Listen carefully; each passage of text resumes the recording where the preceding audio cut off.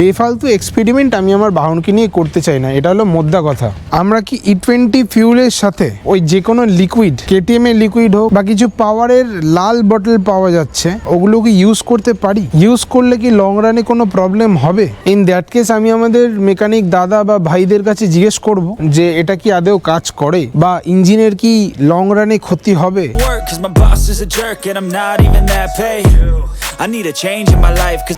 Good evening everyone, নতুন একটা daily ব্লগে সকলকে ওয়েলকাম। আজকের টপিকটা একটু হট টপিক।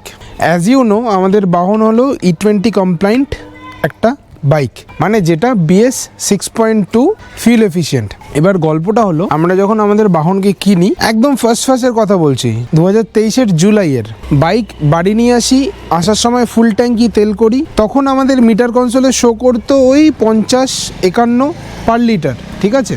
বাট উইদিন 2 ইয়ার আমাদের বাহনে অ্যাজ পার মিটার যদি যাই, শো করছে 42-41। সো এই জিনিসটা কেন? See it's not a problem, I know, যেহেতু এটা E20 কমপ্লায়েন্ট ইঞ্জিন, এখানে E20 ফিউলের কোনো ব্যাড ইম্প্যাক্ট পড়বে না, এটা কনফার্ম। এর সাথে সাথে মাইলেজ ভীষণভাবে ড্রপ করেছে। একটা 160cc বা 150 থেকে 200 সিসি যে কোনো ইঞ্জিন একটা মডারেট মাইলেজ দেয়। এই কারণে মানুষ এইসব বাইক প্রেফার করে, যারা ডেইলি কমিউট করে বা লং রাইডে যায় বা দুটোই মিক্স আপ লাইক মি। আমাকে রোজ ইউজ করতে হয়, আমি মাঝে মধ্যে লং ড্রাইভেও যাই। সো এবার গল্পটা হলো, মাইলেজ বাড়ানোর অনেক রকম টোটকা আমরা ইউটিউবে দেখছি, অ্যাটলিস্ট আমি দেখছি। KTM এর একটা ছোট্ট ফিউল ইঞ্জেকশন ক্লিনিং বলে একটা ছোট লিকুইড পাওয়া যাচ্ছে, যার 150 ml এর দাম হলো 227 টাকা আর 40 ml এর দাম হলো 89 রুপিস। সেগুলো কি ইউজ করা উচিত? মানে অ্যাজ পার দেম, আমি ট্যাঙ্কি ফুল করলাম, মানে ওই 10 থেকে 11 লিটার মোটামুটি তেল যাতে থাকে ট্যাঙ্কে, তার মধ্যে ওই লিকুইডটা ঢেলে দিলাম। অ্যান্ড এটা নাকি 4000 থেকে 5000 কিলোমিটার ওই একবারই ঢালতে হয়, ইউটিউব ভিডিওতে অ্যাটলিস্ট তাই বলছে। এবার আই ডোন্ট নো সেটা কতটা ঠিক কতটা ভুল, বিকজ আমি এখনো অবধি বাহনকে নিয়ে কোনো এক্সপেরিমেন্ট করিনি বলেই আজ অবধি আমার রাস্তায় বাহন অসুস্থ হয়ে পড়েনি। এই ব্যাপারটা তোমরা যদি মনে করো হ্যাঁ ইউজ করা উচিত for better fuel efficiency, then let me know in the comment section. যেহেতু আমার একটাই বাইক, আমার সেকেন্ডারি কোনো অপশান নেই, আমার কাছে কোনো ইভি নেই, আমার কাছে কোনো অন্য কোনো বাইক নেই বা ছোট সিসি বা বড় সিসির বাইক নেই যেটা আমি ডেইলি ইউজ করতে পারবো এটা কিছু হয়ে গেলে। সো আমি একটু ভয় রয়েছি যে কি ঢালবো, কি প্রবলেম হবে, কি থেকে কি হয়ে যাবে। আর যেহেতু বাইকটা ডেইলি ইউজ হয়, আমি অফিস যাই, বাড়ি আসি, উইকেন্ড রাইড হয়, সপ্তাহে 2-3 বার আউটিং হয়, এদিক সেদিক যাই, তো ব্যাপারটা একটু প্রবলেম হয়ে যাবে। সো মাইলেজ ড্রপ হলো একটা পয়েন্ট। নেক্সট পয়েন্টে আসি, সেটা হলো পাওয়ার ডিলে। পাওয়ার ডিলেটা কেমন?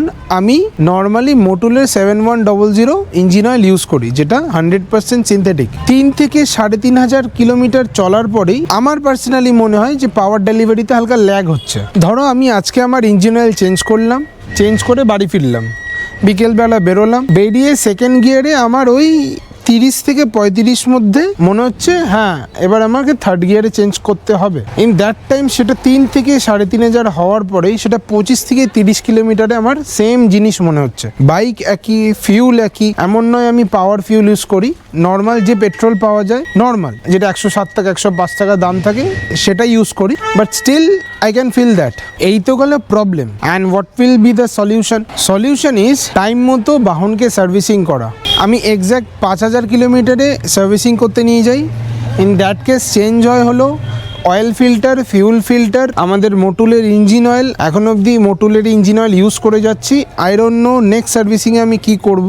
ইচ্ছা আছে উর্থ বলে একটা কোম্পানি রয়েছে, জার্মান কোম্পানি, সেটা ইউজ করার। Let's see. নেক্সট দেখা হয় brake pads for both. Next brake oil check করা হয় যে আদেও সাফিসিয়েন্ট আছে কিনা। আর লাইট অ্যান্ড অল তো এগুলো নর্মাল জিনিস, এগুলো তো চেক করাই হয়। তো এখনো অবধি আমার 31,000 সামথিং কিলোমিটার হয়ে গেছে। আমি 32,800-তে আমি আমার সার্ভিসিং করাবো, that I already decided. But এই E20 গল্পটা যে এই লিকুইড ইউজ করতে হবে বা ওই লিকুইড ইউজ করতে হবে, এটা কতটা সত্যি I want to know. In that case আমি আমাদের মেকানিক দাদা বা ভাইদের কাছে জিজ্ঞেস করব যে এটা কি আদেও কাজ করে বা ইঞ্জিনের কি লং রানে ক্ষতি হবে। অ্যাজ অ্যান এক্সাম্পল একটা কথা বলি, আমি আগে আমার চেন ক্লিন করতাম হলো WD-40 দিয়ে।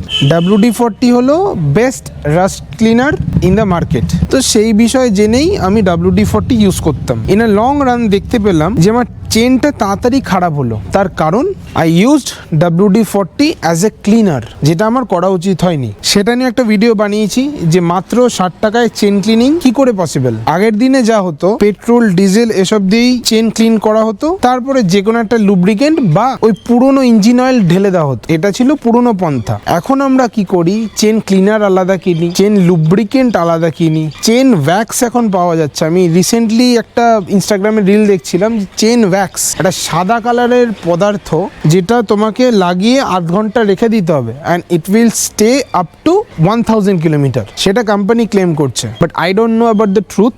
কারা কারা E20 কমপ্লাইন্ট বাইক ইউজ করছো, আদেও মাইলেজ ড্রপ পাচ্ছ নাকি, তোমরা কি আদেও ওই জিনিসটা ওই লিকুইডগুলো ইউজ করছো নাকি, লেট মি নো। বেফালতু এক্সপেরিমেন্ট আমি আমার বাহনকে নিয়ে করতে চাই না, এটা হলো মোদ্দা কথা। তাহলে আজকের ব্লগটা অবধি রাখি। টপিক ছিল আমরা কি E20 ফিউলের সাথে ওই যে কোনো লিকুইড, KTM এর লিকুইড হোক, লিকুইমলের লিকুইড হোক, বা কিছু পাওয়ারের লাল বটল পাওয়া যাচ্ছে, বেশি দাম নয়, ওগুলো কি ইউজ করতে পারি? ইউজ করলে কি লং রানে কোনো প্রবলেম হবে? অর এলস E20 সিস্টেমটাকে চেঞ্জ করে কি পাওয়ারে কনভার্ট করলে কিছু ফায়দা হবে? That I want to know. দেখা হচ্ছে আবার কালকে নতুন একটা ইনফরমেশন নিয়ে, নতুন একটা টপিক নিয়ে। ভিডিওটা এন্ডের আগে ছোট্ট একটা রিক্যাপ করি। 14 নভেম্বর 2025 থেকে আমি ডেলি ব্লগ স্টার্ট করি। 1 জন 2 জন 3 জন যতজনই ডেলি দেখছো, I am not talking about new people, আমি বলছি যারা 14ই নভেম্বর থেকে মানে 15 তারিখ থেকে ডেলি দেখে যাচ্ছ, এরকম কেউ যদি থাকো, তোমাদের এই রেগুলার ব্লগ কেমন লাগছে? প্রথম দিন থেকে টপিক ছিল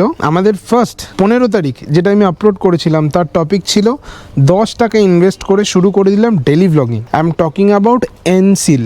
আমি এমসিল দিয়ে মোটো ব্লগিং সেট আপ বানিয়েছিলাম। এমসিলের দাম ছিল 10 টাকা। সেটাকেই মিন করে আমি সাবজেক্ট বানিয়ে টপিক বানিয়ে ভিডিওটা আপলোড করি। This is like a clarification. Next day মানে 16 তারিখ তোমরা পেয়েছো finally new camera angle.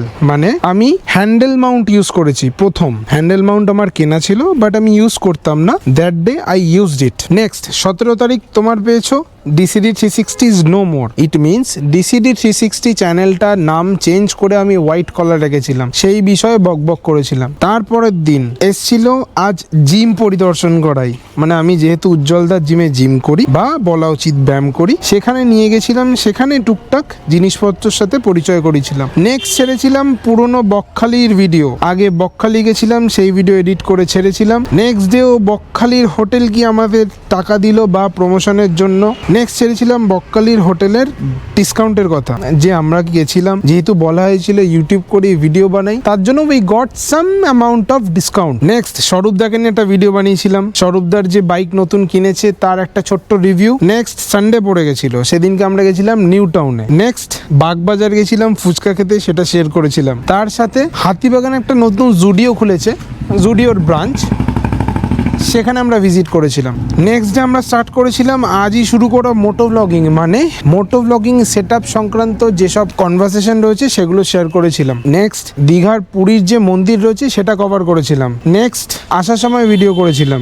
Next তোমরা পেয়েছো সিঙ্গুর চলো, বাড়ি থেকে সিঙ্গুরের ডিস্টেন্স কিভাবে যাবে বাই ইয়োর বাইক, সেটা কভার করেছিলাম। নেক্সট সিঙ্গুরের ঘরানা রিসর্টের আমরা মাড হাউস দেখিয়েছিলাম। নেক্সট ডে তোমরা পেয়েছিলে বাড়ি আসার দিন, মানে সিঙ্গুরের ঘরানা রিসর্টটা পুরো ঘুরে সুইমিং পুল ইত্যাদি যা যা ছিল সবকিছু ইউজ করে খাবার দাবারের রিভিউ, সেই সংক্রান্ত ভিডিও তোমরা পেয়েছিলে। নেক্সট ডে কিনে ফেলেছিলাম ক্যামেরা গলি থেকে আমাদের নতুন মাইক, যেটা রাইট নাও আমি ইউজ করছি এখানে। নেক্সট ডে বাড়িতে মাইক আনবক্সিং করার একটা এক্সপিরিয়েন্স শেয়ার করেছিলাম। যারা যারা দেখেছো অনেকে কমেন্ট করেছে যে ব্যাপারটা একটু ইউনিক হয়েছে, thank you for watching. Next day আমরা চলে গেছিলাম ময়দানে। কোম্পানি 400 মিটার রেঞ্জ ক্লেম করে, সেটা সত্যি কিনা মিথ্যা সেটাই তোমরা দেখেছিলে, and it was damn true. And কালকে যেটা দেখলে সেটা হলো প্রিন্স দার দোকানে গেছিলাম, যেহেতু ক্র্যাশ গার্ড নিয়ে অনেক কমেন্ট এসেছিল যে ক্র্যাশ গার্ডটা কোথা থেকে লাগানো, কত টাকা নিয়েছিল, আমাদের কি সেই মানিকতলা বাজারে যেতে হবে নাকি। তাই আমি বলেছিলাম না, আমাদের পাড়ায় একটা দোকান রয়েছে, তার দোকান থেকে আমি এই জিনিসটা লাগিয়েছিলাম ইন 2023,